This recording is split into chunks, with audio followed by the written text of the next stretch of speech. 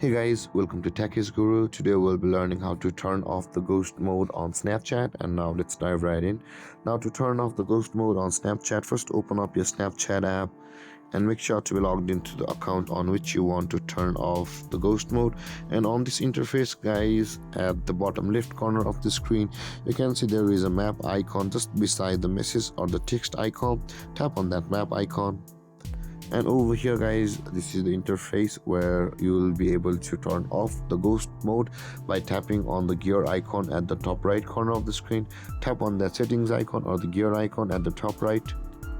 And on this interface guys, you can see the first option where it says the ghost mode, and I have turned it on.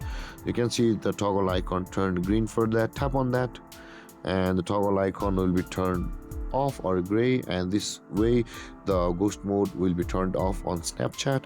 And guys, this is how you turn off ghost mode on Snapchat. And if you have any confusions or questions regarding the topic, feel free to comment in the comment section below, and don't forget to like, subscribe and hit that bell icon for more videos. Thank you for watching guys. Peace.